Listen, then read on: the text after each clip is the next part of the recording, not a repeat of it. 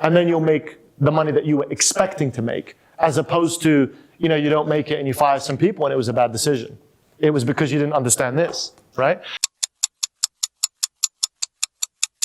Do you track that accuracy between the predictions of your reps and the actual outcome? Do you track that metric? Yeah, I do, yeah. Okay. Yeah. But I don't track it as a metric per se. Okay. I track it as more of a pulse. Like just a feeling. Yeah, because you can't look at probabilities over time unless you have this incredibly complex spreadsheet. Hey, your probability is dropping or whatever but it's more like, hey, over, and you'll see in these metrics, you'll see, right? So, you guys are going to say your obvious ones first. Okay, your obvious ones are call to close. Okay, and then it's going to be live call to close. So that's a marketing metric, the one that you're talking about. That's more marketing. Your obvious ones is going to be show rate. Okay, but then there are some stuff here, that we would look at. Okay, so we would obviously look at something called pay. So actually, you know what I'll start with is open slots.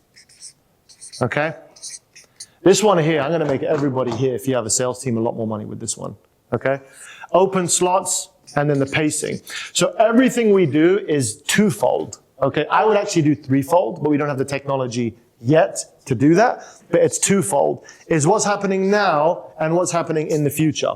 Okay, so if you know, for example, that you need to hit 100 calls for your rep in order for him to do 25 units. Well, if you're halfway through the month and you're pacing, and I can break down the mathematics, I've done this many times before, your pacing is like 60 calls. He's not going to hit the number.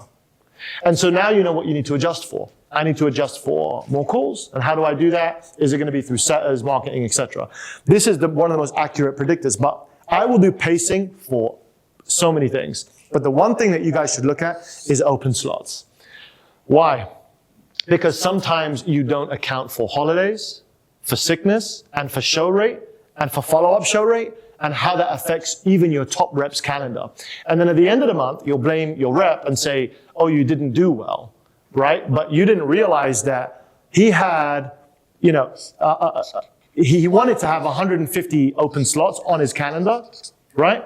But really, he only had about 80 because of various factors. And because it's 80, he will never be able to get to 100 live calls because he just doesn't have the space.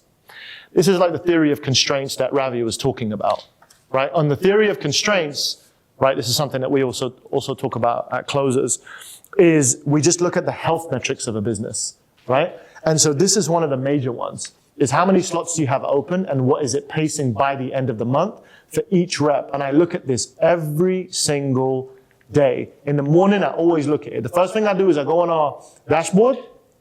Okay, it's a very simple spreadsheet. And I look at this one as the first thing. And then the second thing I'll look at is the call pacing.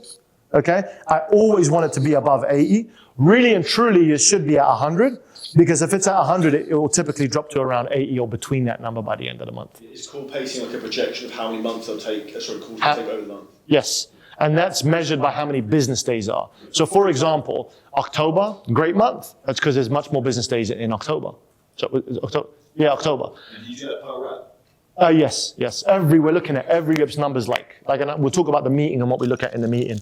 Sorry, David, can you say that again? What's call pacing exactly? So pacing, I use the word forecast. Cole uses the word pacing. He is the only person that I've ever seen in the space that actually looks at this, right? I came in with my own dashboard. I was like, here's my forecast. He's like, what's that? I said this. He's like, oh, pacing. He also understood how important it was because it's a predictor, right? Because we were saying we look at every single moment is because this will tell us how the month is going to end. It will tell us what actions we need to take.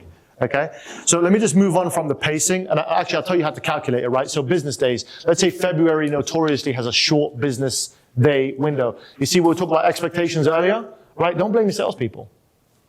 You see, what we do is we open up all Saturdays and we make it mandatory, right? So we know it's a 18 or 20 business working day month. We know we need 22 to 23 business days. So we're going to open up all the Saturdays. That will increase this, open slots. And then naturally, it will never do Sundays. It will naturally increase this. And then you'll make the money that you were expecting to make, as opposed to, you know, you don't make it and you fire some people and it was a bad decision. It was because you didn't understand this, right?